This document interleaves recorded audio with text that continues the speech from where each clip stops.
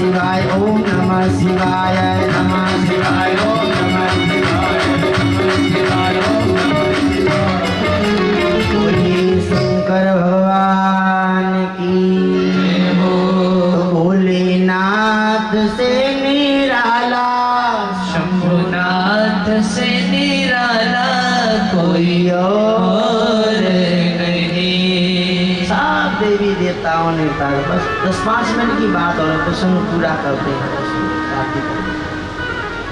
सब देवी देवताओं ने मिलकर के प्रार्थना की। मुझे कल ये किसी तरकीब बताई थी,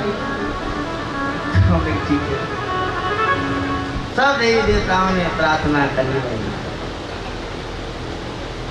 भगवान शंकर प्रसन्न हो गए, कहा देवताओं जाओ, तुम्हारी गलती को हमने क्षमा कर दिया, अब जाओ दक्ष के धड़ पर बकरे का सिर लगा देना, दक्ष जीवित हो जाएगा। देवी देवता बोले अब हम अकेले नहीं जाएंगे, पहले हम अकेले गए थे तो देखो हमारी क्या दशा हुई, अब हम अकेले नहीं जाएंगे, आप भी हमारे साथ। भगवान शंकर को साथ में लेकर के आए हैं और दक्ष की धड़ के ऊपर बकरे का सिर लगा दिया, दक्ष जीवित हो गया और भगवान शंकर से इसने क्षमा मांगी।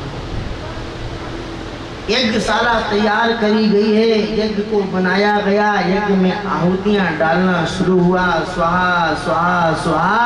यज्ञ का धुआं चारों ओर छाया है और देखते देखते उस यज्ञ में भगवान विष्णु, यज्ञ भगवान 8 भुजा लेकर के प्रकट हो गए। बोले यज्ञ नारायण भगवान की। भगवान 8 भुजा लेके क्यों आए? सदैव तो 4 भुजा से ही आते हैं। आज भगवान बहुत प्रसन्न है, इसलिए भगवान 8 भुजा लेके आए। दक्ष को समझाने लगे, दक्ष शिव द्रोही मम भगत कहावा, सोनर सपन्यों मोही न पावा। बिनु छल विश्वनाथ पद नेहू, राम भगत कर लक्षण एहू। भगवान शंकर के चरणों में विशुद्ध प्रेम होना, यही तो राम भगत के लक्षण है।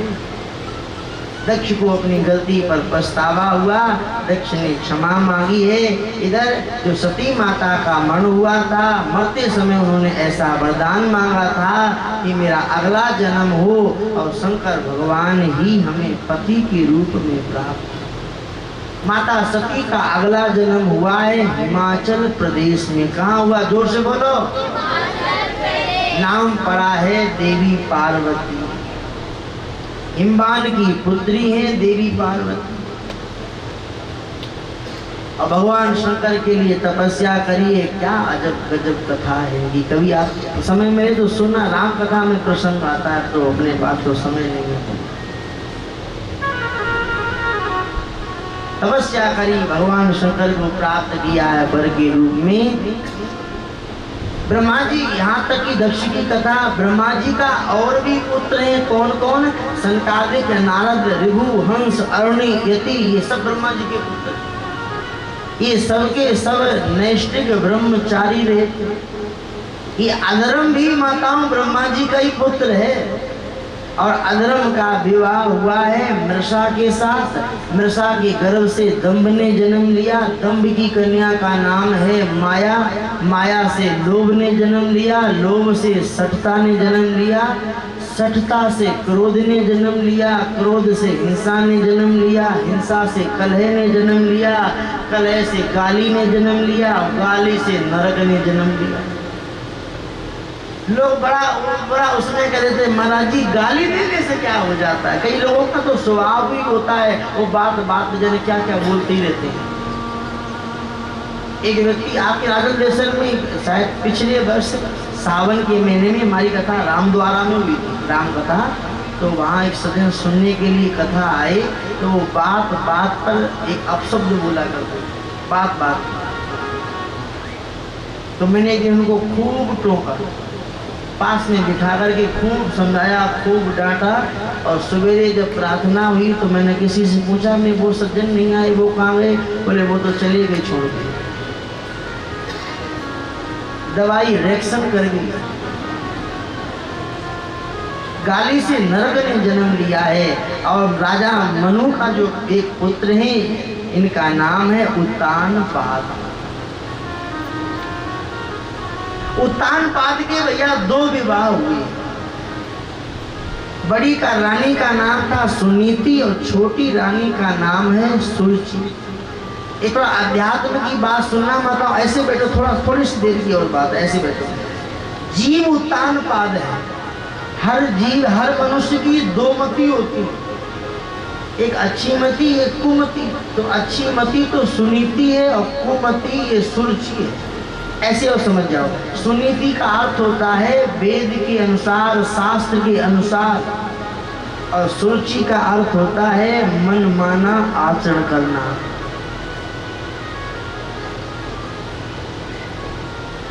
भाई माता है तो देखो वोट मांग रही है, तो रोको इनको, रोको रोको, ये किसकी बुराई कर रही है?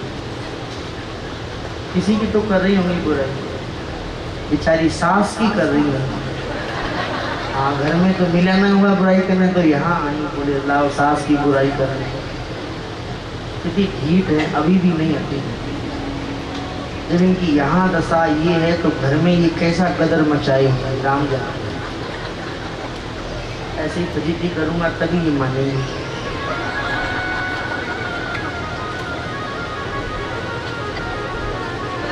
बोलो राम जी महाराज की। चलो बुरा नहीं मानना, मैं डांटता हूँ ना, और मानना तो मान जाना। कौन हमें तुम्हारे गांव में सरपंच बनना है मानना तो मान जाता भाई। तो हर जीव की उत्तान पाद के दो विवाह हुए, एक का नाम सुनीति है और एक का नाम सुरुचि। सुरुचि के कहने से सुनीति को उत्तान पाद ने महलों से निकाल दिया। सुनीति महलों में रहती है, जंगल में रहती है। वहां पर सुनीति के गर्भ से एक बालक ने जन्म लिया जिनका नाम था ध्रुव, और सुरुचि के गर्भ से भी एक बालक ने जन्म लिया जिनका नाम था उत्तम। ध्रुव थोड़े से बड़े हुए, एक दिन बालकों के साथ खेलते खेलते ये अपने पिता के महल में चले गए। राजा उत्तान पाद ने अपनी बड़ी रानी के पुत्र को आया हुआ देखा तो उत्तम को गोद में बिठाए थे। उत्तम को तो ऐसे उतार के नीचे खड़ा कर दिया और ध्रुव को गोद में बिठा लिया। लाड़ दुलार प्यार करने लगे। इतने में छोटी रानी सुरुचि आ गई और उसने देखा मेरी सौत का पुत्र इस राजा की गोद में बैठा हुआ है। उसे सौतिया ढा खा गया और वो उल्टा सीधा बोलने लगी। ध्रुव का हाथ पकड़ा, हाथ पकड़ के झटक करके नीचे गिरा दिया। इस गोद में तेरे बैठने का अधिकार नहीं है, इस गोद में तो मेरा पुत्र बैठ सकता है। अब इस गोद में अगर बैठना चाहता है तो जाकर के भजन कर, तपस्या कर। भगवान जब प्रसन्न हो जाए, वरदान मांगने को बोले तो ऐसा वरदान मांग लेना कि मेरा अगला जन्म सुरुचि के गर्भ से हो। देखो बुद्धि इसकी खराब है कि नहीं है। इसने अपने गर्भ को भगवान से भी बड़ा मान लिया।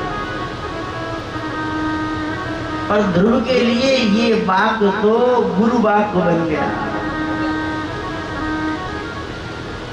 ध्रुव जी महाराज आए और रोते रोते चले आ रहे, और जैसे ही सुनीति ने बालक को रोते देखा तो पूछा पुत्र क्यों रो रहे हो? ध्रुव ने रोकर के जवाब दिया, माँ आज मैं खेलते खेलते पिताजी के महल चला गया। मैं माँ पिताजी की गोद में बैठा था, वहां पर छोटी माँ आई, उन्होंने हाथ झटक के मुझे नीचे गिरा दिया। अरे माँ मुझे इस बात का दुख नहीं है कि माँ ने हाथ झटक के मुझे जमीन पर गिरा दिया। दुख तो माँ मुझे इस बात का है कि पिताजी वहां बैठे थे, बैठे बैठे देखते रहे, उन्होंने एक बार भी रोका नहीं। माँ क्या वो हमारे राजा हमारा पिता नहीं, वो हमारे पिता नहीं है क्या मैं उनकी गोद में बैठने का अधिकारी नहीं हूं? सुनीति बहुत समझदार है। वो जानती है कि अभी लड़ाई करने का वक्त नहीं है, अभी तो ध्रुव को समझाने का वक्त है। और बालक देखो छोटा हो ना, छोटे पर उसे जैसा आप समझाना चाहो, जो बनाना चाहो वो वही बन जाएगा, उसी रास्ते पर चल पड़ेगा। वृक्ष छोटा हो तो दाएं बाएं किधर भी झुका दो, वृक्ष जब बड़ा हो जाए, अपना विशाल स्वरूप ले ले तो टस से मस्त नहीं होता। सुनीति जानती है अभी लड़ाई का वक्त नहीं है, अभी ध्रुव को समझाने का वक्त है। अगर आजकल की होती तो कोर्ट का दरवाजा खटखटाती। मैं बराबर की दावेदार हूं, आधा मुझे भी चाहिए। सुनीति समझदार, सुनीति ने समझाया ध्रुव उस राजा की गोदी में क्या बैठेगा, वो तो कुर्सी मिली है 5 साल के लिए, 5 साल बाद वो कुर्सी चली जाएगी। बैठना है तो जा भगवान की गोदी में बैठ जा, बैठना है तो जा ठाकुर जी की गोदी में बैठ जा, हमेशा के लिए बैठ जा। ध्रुव पे तो ये बात ही घर कर गई, भगवान की गोदी में मैं बैठ सकता हूँ क्या? ध्रुव की लगन बालक की पहली गुरु होती है माताओं, माँ। माँ चाहे तो बालक को महापुरुष बना दे। सदैव स्वामी जी महाराज कहते थे कि मेरी माँ ने मुझे 4 वर्ष की आयु में साधु बना दिया। माँ चाहे तो बालक को महापुरुष बना दे, माँ चाहे तो बालक को चोर डकैत बना दे। बालक की पहली गुरु होती है माताओं, माँ। वो माँ से शिक्षा लेता है। एक कथा से आप बात समझ जाएंगे। एक बार एक बच्चा पढ़ने के लिए गया और स्कूल में पहले दिन ही पेंसिल चुरा लाया। माँ के पास आया, कान में बोला माँ पेंसिल चुरा लाया। माँ ने कुछ नहीं कहा। वो बच्चा दूसरे दिन गया तो स्कूल से कॉपी चुरा लाया। माँ को बोला माँ कॉपी चुरा लाया। माँ ने कुछ नहीं कहा। तीसरे दिन गया तो वो पूरा बस्ता ही चुरा लाया और बोला माँ आप तो थैला से।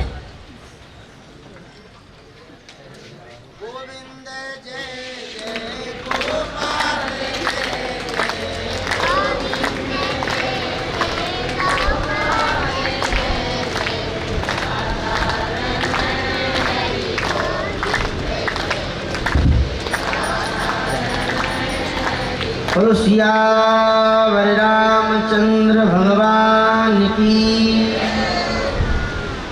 तो वो तीसरे दिन गया तो पूरा थैला ही चुरा लाया और माँ से बोला कि माँ आप तो थैला चुरा लाया। माँ ने कुछ नहीं कहा। अब ऐसे छोटी छोटी चोरी करते करते एक दिन वो बड़ी बड़ी चोरी करने लगा।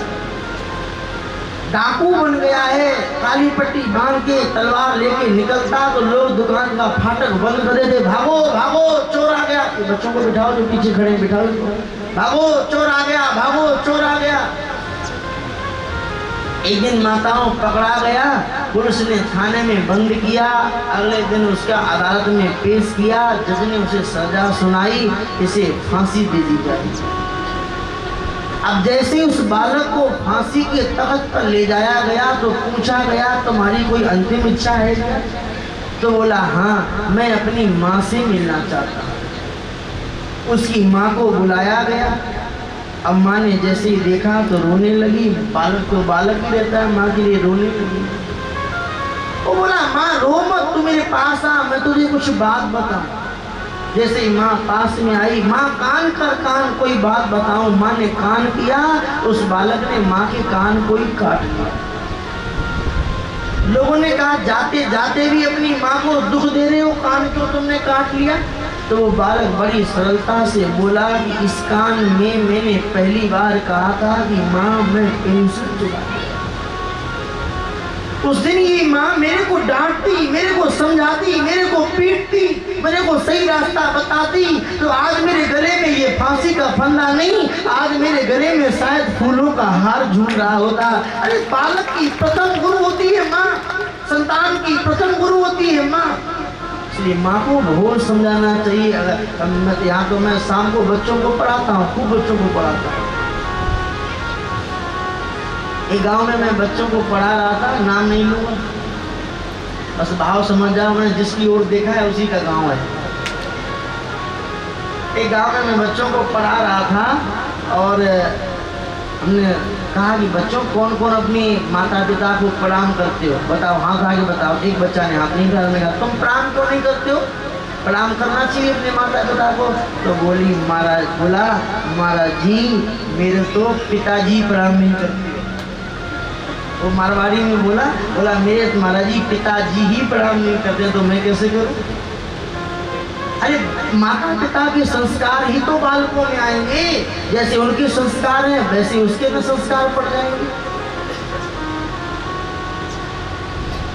ध्रुव जी महाराज के तो लगन लग गई है, मैं भक्ति करूंगा, मैं भक्ति करूंगा भगवान की प्राप्ति करूंगा।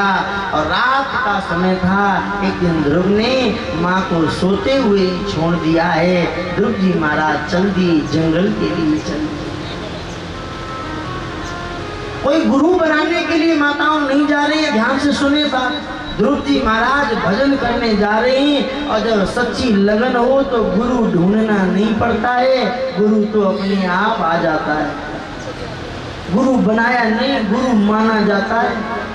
गु का अर्थ होता है अंधकार, रू का अर्थ होता है प्रकाश। जो हमें अंधकार से प्रकाश में लाता है वही तो हमारा गुरु होता है। जो हमें संसार से छुड़ा करके भगवान में लगाता है वही तो हमारा गुरु होता है। गुरु ढूंढना नहीं पड़ता है, सच्ची लगन हो तो गुरु अपने आप मिल जाता है। ध्रुव जी महाराज कोई गुरु बनाने नहीं जा रहे। इस विषय में ज्यादा समझना हो तो बाहर गीता प्रेस की दुकान आइए, वहाँ एक पुस्तक है, क्या गुरु बिना मुक्ति नहीं, सच्चा गुरु कौन, ये 2 पुस्तकें आप लोग आज जरूर घर पे लेके जाना। क्या गुरु बिना मुक्ति नहीं और सच्चा गुरु कौन, ये 2 पुस्तकें लेके जाओ। ध्रुव जी महाराज की लगन सच्ची है, जा रहे हैं भजन करने के लिए, चले जा रहे। भगवान ने देखा मेरा भक्त ध्रुव छोटा है, इसे तो पता भी नहीं है कैसे भजन किया जाए। आज भगवान ने नारद जी के प्रेरणा कर दी है और नारद जी कहा कि जाओ नारद जी मेरे भक्त ध्रुव को समझाओ, बताओ कि कैसे भजन करना चाहिए। नारद जी वीणा लिए, खरताल लिए और भगवान नाम संकीर्तन करते हुए चले आ रहे हैं। कैसे? नारायण नारायण श्रीमन नारायण नारायण नारायण ओ नारायण नारायण श्रीमन नारायण नारायण नारायण नारायण नारायण श्रीमन नारायण नारायण नारायण बोलो नारायण नारायण श्रीमन नारायण नारायण नारायण। ताली जाओ ताली। जय जय नारायण नारायण नारायण। बोलो नारायण नारायण नारायण।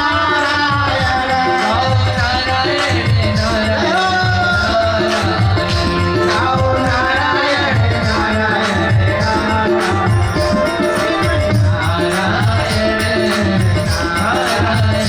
जाओ ताली जाओ नारद जी आगे।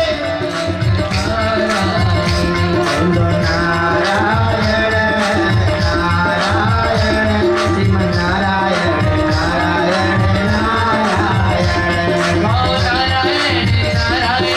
नारायण। गाओ नारायण नारायण नारायण।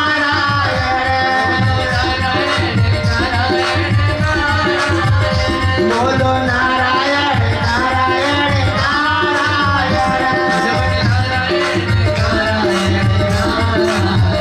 भजन नारायण नारायण नारायण। श्रीमन नारायण श्रीमन नारायण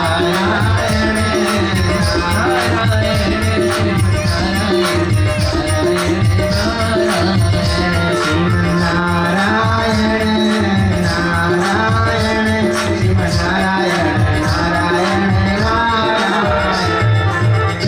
बोली भागवत भगवान की जय हो। सियावर रामचंद्र की। जय हो। और ऐसे नारद जी महाराज श्रीमन नारायण नारायण करते करते नारद जी आए ध्रुव के साथ। ध्रुव जी महाराज ने नारद जी को प्रणाम किया। नारद जी ने आशीर्वाद दिया। नारद जी ने पूछा बेटा कौन हो, अपना परिचय दो। ध्रुव जी छोटे से हैं, पूरी भाषा स्पष्ट नहीं है, तोतले तोतले बोलते हैं। बाबा जी हमारो नाम ध्रुव है, ध्रुव। कहाँ जा रहे हो? ध्रुव जी बोले तपस्या करने जा रहा हूँ, तपस्या। अरे जानते हो तपस्या किसे कहते हैं? सहन करने का नाम है तपस्या। भूख को सहन करो, प्यास को सहन करो, सर्दी को सहन करो, गर्मी को सहन करो, सहन करने का नाम है भाई तपस्या। बेटा ध्रुव तुम जंगल में जाओगे। नारद जी बोले जंगल में जाओगे, तपस्या करोगे, जंगल में बहुत सारे हिंसक जानवर रहते हैं, शेर चीता इत्यादि तुम्हें खा जाएंगे। तुम जाओ अपने घर वापस लौट जाओ और तुम्हारे पिता को मैं समझा दूंगा। नारद जी ने कहा बेटा ध्रुव तुम्हारे पिता तुम्हें राजगद्दी दे देंगे, तुम्हें राजा बना देंगे, जाओ लौट जाओ घर वापस। ध्रुव जी महाराज ने मन में विचार किया कि अभी तो हमने तपस्या करी भी नहीं है, अभी तो केवल हमने तपस्या करने का विचार किया है और राजगद्दी तो हमें मिल गई, राजा तो मैं बन गया और मैं तपस्या करूंगा तो फिर पता नहीं मैं और मुझे और क्या क्या मिलेगा। ध्रुव जी बोले बाबा जी मैं तो अपना परिचय दे दिया, पर थे बताओ थे कौन हो। नारद जी ने कहा कि नारद हूँ नारद। ध्रुव जी ने कहा बाबा जी असली वाले नारद हो कि नकली वाले। नारद जी ने कहा असली वाला हूँ, नकली वाला थोड़ी ना हूँ, क्या कोई शक। तो ध्रुव जी ने कहा कि बाबा नारद जी मेरी माँ बताती थी कि जिसे नारद जी मिलते हैं नारद जी उसे भगवान में लगाते हैं, और आप तो मुझे संसार में लगा रहे हो, आप असली वाले नहीं आप नकली वाले नारद हो। ध्रुव की ऐसी बात सुनी नारद जी बड़े प्रसन्न हो गए। नारद जी ने कहा बेटा ध्रुव मैं तो तुम्हारी परीक्षा ले रहा था, तुम्हारी लगन की परीक्षा ले रहा था, तेरे अंदर सच्ची लगन है, जा मैं तुझे आशीर्वाद देता हूँ, तुझे भगवत प्राप्ति अवश्य होगी। अब भैया संतों का आशीर्वाद मिल गया, अब किस बात की कमी। नारद जी महाराज ने ध्रुव को 10 अक्षर मंत्र दिया है, ओम नमो भगवते वासुदेवाय। ये मंत्र दे दिया, तपस्या करने की विधि बता दी कि जाओ ऐसे ऐसे तपस्या करना, ऐसे सब बता करके नारद जी तो वहाँ से चले गए हैं। और ध्रुव जी महाराज अब आगे आए, मधुबन में आए। देखो गुरु का इतना ही काम होता है, समझे ये बात बड़ी विशेषता समझे, गुरु का केवल इतना ही काम होता है। गुरु जी ने बता दिया बेटा ऐसे भजन करना, ऐसे तपस्या करना, ऐसे ऐसे भजन करना है, बता दिया बस इतना ही। ये गुरु का ये काम नहीं होता है कि अपनी फोटो दे दो, अपनी जय जयकार कराओ, अपने नाम का जप कराओ, अपनी आरती करवाओ, ये गुरु का काम नहीं होता है। गुरु भगवान से विमुख नहीं करता है, गुरु भगवान में लगाता है। गुरु अपनी पूजा नहीं कराता है, अपनी पूजा कराने वाला, स्वामी जी कहते थे अपनी पूजा कराने वाला बोले गुरु नहीं है, गुरु के नाम पे ठगाई कर रहा है। ये गुरु बुद्धि नहीं है, ये पशु बुद्धि है। सच्चा गुरु तो सदैव भगवान में लगाता है, सदैव भगवान में लगाता है। भाई ध्रुव जी महाराज आए, यमुना में स्नान किया है और ध्रुव टीला पे बैठ गए हैं भजन करने के लिए। आप वृंदावन में जो 84 कोस की परिक्रमा लगाएंगे तो उसमें एक जगह आती है ध्रुव टीला। असली वृंदावन देखने को तो वहीं मिलता है, क्योंकि वहां पर अभी तक सब व्यक्तियों का प्रवेश नहीं है, जानते ही नहीं लोग, तो सभी वहां तक पहुंचे ही नहीं।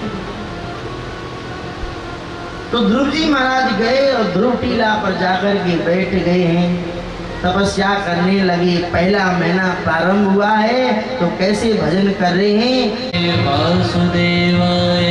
चौथा महीना विश्राम लिया है, 5वां महीना जैसे प्रारंभ किया, ध्रुव जी महाराज ने अब कुंभ कर दिया, अंदर की सांस को अंदर रोक दिया, बाहर की सांस बाहर रोक दी है, और मन ही मन में एक पैर पर खड़े हो गए, पैर के अंगूठे पर खड़े हो गए, भुजाओं को ऊपर उठा लिया और मन ही मन बोल रहे हैं ओम नमो भगवते वासुदेवाय, ओम नमो भगवते वासुदेवाय।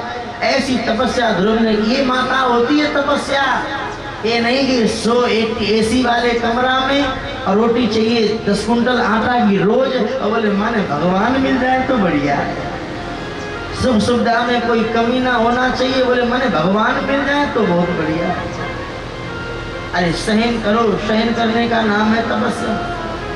को मैं दर्शन देने नहीं, ध्रुव जैसे भगत के मैं दर्शन करने के लिए जाया करता हूँ। भगवान गरुड़ पे सवार हो गए, देखते देखते ध्रुव जी महाराज के सामने भगवान शंख चक्र गदा पद्म लेकर के ठाकुर जी प्रकट हो गए।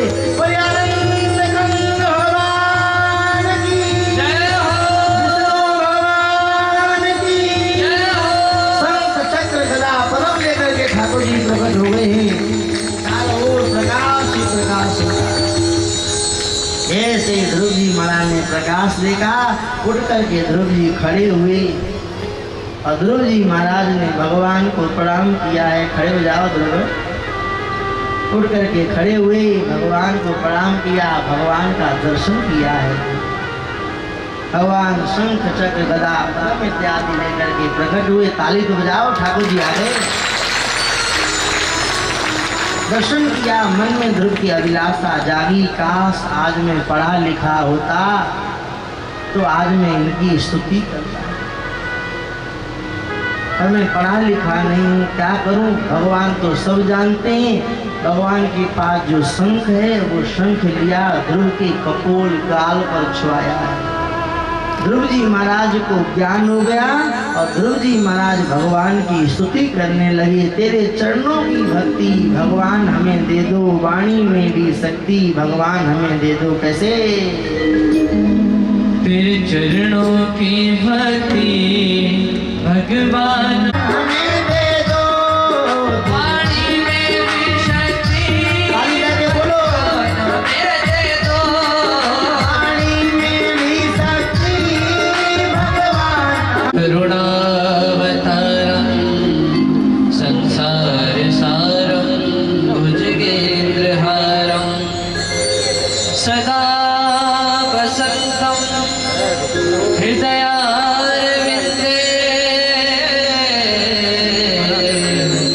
भवं भवानी सहितं नमामि। हे गोपाल कृष्ण करो आरती तेरी, हे गोपाल कृष्ण करो आरती तेरी। चुपयो कान्हा बलि बलि जाओ, तुझ पे काला बलि बलि जाओ, साँझ सवेरे तेरे गुण गाओ, साज सवेरे तेरे गुण गाओ। प्रेम में रंगी बेरंगी भक्ति में तेरी,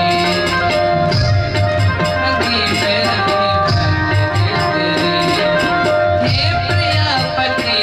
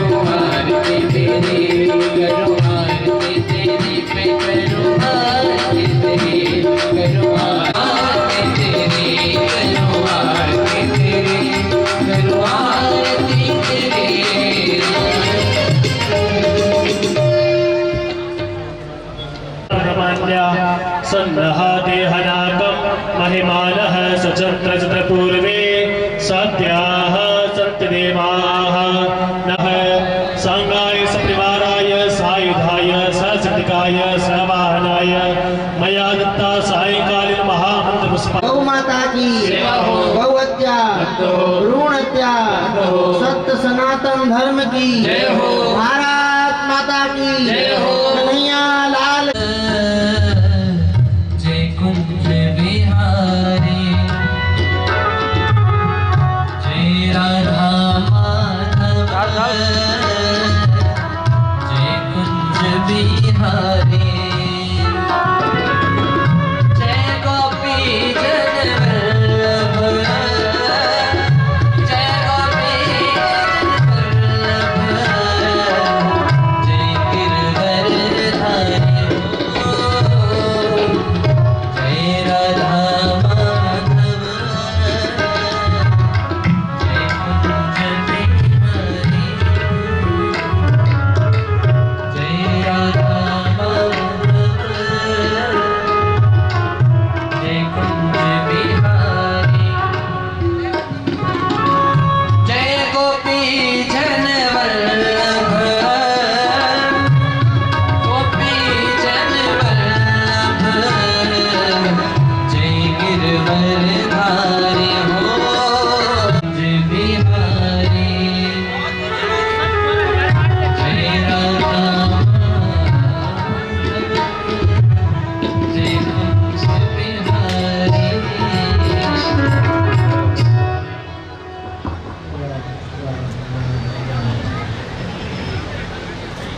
राम श्री राम राम राम राम। आज थोड़ा कार्यकर्ता लोग ध्यान दें, आसपास शोर नहीं होना चाहिए।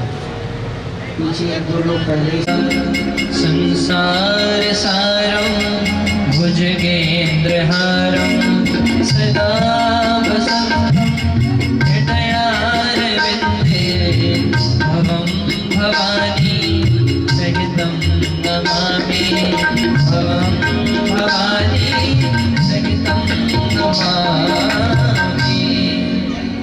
श्री भागवत भगवान की है आरती पापियों को पाप से है तारती। श्री भागवत भगवान की है आरती पापियों को पाप से है तारती। श्री भागवत भगवान की है आरती पापियों को पाप से है तारती। श्री भागवत भगवान की है आरती पापियों को पाप से है तारती।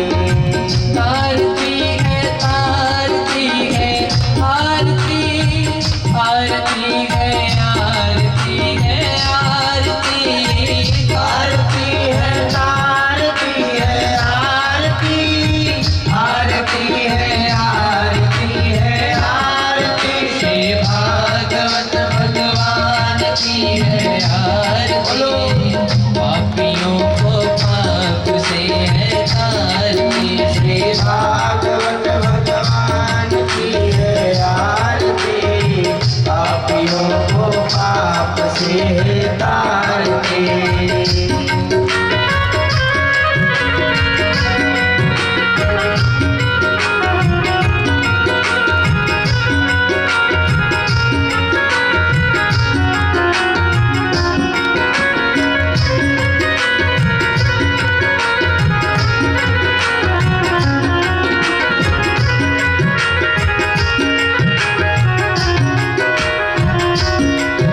ये अमर ग्रंथ ये मुक्ति पंथ ये पंचम वेद निराला जब ज्योत जलाने वाला। ये अमर ग्रंथ ये मोक्ति पंथ ये पंचम वेद निराला नव ज्योति जगाने वाला। ये अमर ग्रंथ ये मुक्ति पंथ ये पंचम वेद निराला जब ज्योत जलाने वाला। ये अमर ग्रंथ ये मोक्ति पंथ ये पंचम वेद निराला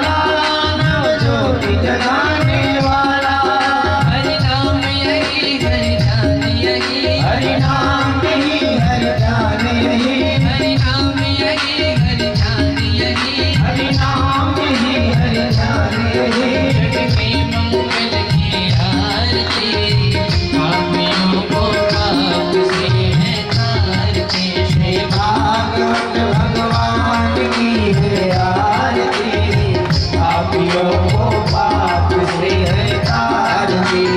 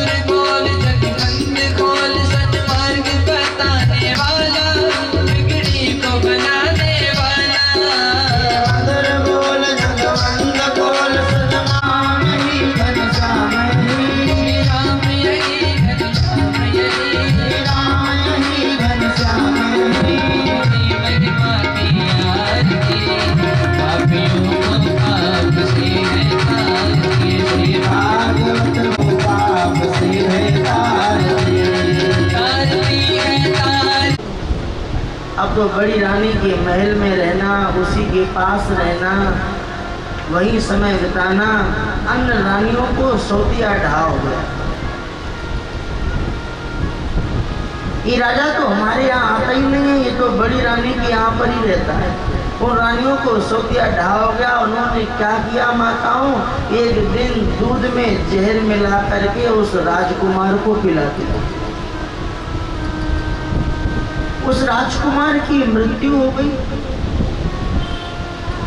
और राजा चित्रकेतु पुत्र मोह में इतना रो रहे कि पूछो। मंत्री समझा रहे, रानियां भी समझा रही, पर रोई तो रो रहे, हाय मेरा बालक मर गया, हाय मेरा पुत्र मर गया। एक दिन श्री नारद जी महाराज, अंगिरा जी महाराज कृपा करके और इनको सत्संग देने पधारे। बात समझ में आ रही है ना? इनको सत्संग देने के लिए पधारे। नारद जी ने, अंगिरा जी ने सत्संग सुनाया, पर ये तो मान ही नहीं रहते, तो रो ही रहते, आए मेरा राजकुमार मर गया, मेरा बेटा मर गया, मेरा बेटा मर गया। नारद जी ने अपने तपोबल की शक्ति से उस बालक की आत्मा को आकाश में प्रकट कर दिया और उस बालक से कहा कि ये तुम्हारे पिता हैं, देखो ये रो रहे हैं, इनके पास तुम वापस क्यों नहीं आ जाते हो लौट के? अब ध्यान से सुनना, वो राजकुमार की आत्मा क्या बोली कि नारद जी, ऐसे तो मेरे पता नहीं कितने जन्म हो चुके, उन जन्मों में भी मेरे माता पिता थे, मैं किस किस को अपना माता पिता मानूं? और ये जो राजा रो रहा है ना, ये पुत्र मोह के कारण रो रहा है। एक बार रेत की मिट्टी के कणों को गिना जा सकता है, पर हमारे आपके अभी तक कितने जन्म हो गए इसको गिनना नामुमकिन है। अरे जन्म जन्म भटकत फिरो है अवसर के हेतु, अब ये अवसर पाए के क्यों टूआ, जब ये अवसर मिल गया है तो फिर अचेत क्यों हो गया, फिर क्यों सो रहा है। अब सोने की बेला नहीं, जागने की बेला है। जो लोग साधन में लगे हुए हैं वो सो रहे। आज तो थोड़ा बहुत फायरिंग चलती रहेगी, आज कोई छोटा मोटा आदमी नहीं आ रहा है, आज भगवान आ रहे हैं। आज तो बीच बीच में फायरिंग होती रहेगी, फ्राम फ्राम फ्राम। जो लोग साधन में लगे हुए हैं वो लोग सो रहे हैं, और जो लोग भगवत प्राप्ति कर चुके हैं वो लोग जाग रहे हैं, और जो लोग भगवान को ही नहीं मानते वो लोग मर गए। कितना सर वालों, जो सो रहा है उसे तो जगाया जा सकता है, पर जो मर गया उसे बताओ कैसे जगाए। समझो राजदेव वालों, जो सो रहा है माता उसे तो जगाया जा सकता है, पर जो लोग मर गए हैं उन्हें कैसे जगाए। जो दिन जय भजन के लेके सो आवेंगे गिनती में, भगवान में लगो, भगवान के नाम का जप करो, गीता पढ़ो, रामायण पढ़ो। ये मौका तुम्हें बार बार नहीं मिलेगा। अच्छा बताओ मिलेगा क्या? खुद एक बार हृदय पे हाथ रख करके और चिंतन करो, अच्छी प्रकार से मंथन करो, फिर बताओ क्या ये मौका मिलेगा बार बार आपको? बड़ा सुंदर मौका मिला है, इसलिए भगवान में लग जाओ और ठाकुर जी से प्रार्थना करो कि कन्हैया ले चल उस पार, कहाँ जहाँ राधा रानी विराजी हैं, राधा रानी बैठी हुई हैं, उनके दर्शन करो। प्रार्थना में बहुत बल है, प्रार्थना में बहुत बल है भाई। प्रार्थना भगवान के सिंहासन को हिला करके रख देती है, इसलिए कोई बल नहीं है आपके पास तो प्रार्थना का बल अपनाओ, ठाकुर जी से प्रार्थना करो। एक भक्त भगवान से प्रार्थना कर रहा है, कैसे कि कन्हैया ले चलो उस पार। कन्हैया ले चल पर ले पार, कन्हैया ले चल पर ले पार, कन्हैया ले चल पर ले पार, कन्हैया ले चल पर ले पार। जहाँ विराजे राधे रानी, जहाँ विराजे राधे रानी, उधर विराजे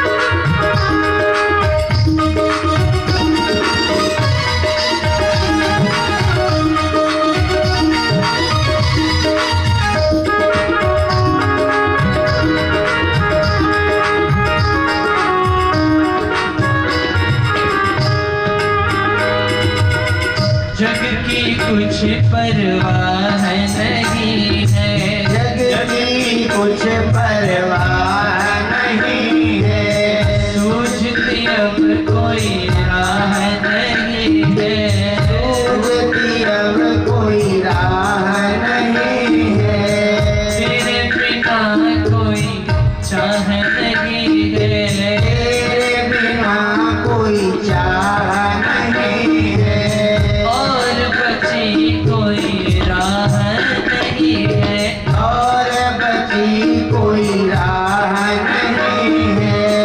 मेरे प्रीतम मेरे माझी, मेरे प्रीतम मेरे माझी, मेरे प्रीतम मेरे माझी, मेरे प्रीतम मेरे माझी, कर दो मेरा पार कन्हैया, इस पर ले पार, सबरिया ले चल परले पार, ओ सबरिया ले चल पर ले पार, कन्हैया ले चल परले पार। जहाँ प्यारे राधे रानी, जहाँ विराजे राधा रानी, ओ जहाँ प्यारे श्यामा प्यारी, जहाँ विराजे श्यामा प्यारी, अलबेली सरकार सबरिया के चल पर ले पार, कन्हैया ले चल परले पार, कन्हैया चल पर ले पार, सबरिया ले चल परले पार, ओ कन्हैया ले चल पर ले पार, सबरिया ले चल परले पार, सबरिया पर ले पार। जहाँ विराजे राधा रानी, जहाँ विराजे राधा रानी, अलबेली सरकार, सबरिया ले चल पर ले पार, कन्हैया ले चल पर ले पार। ऐसे भगवान से भाई प्रार्थना, एक आसरो एक बल एक आस विश्वास, एक राम घन श्याम चित चावक तुलसी, एक के सादे सब सदे और सब सादे सब। बातचीत नहीं करें भाई, बातचीत नहीं करें, शांति से सुने। ना सुनने में मन लगे ना तो कोई बात नहीं, थोड़ी देर घूमा इधर उधर, अन्य लोगों को डिस्टर्ब नहीं होगा ना, तो जितनी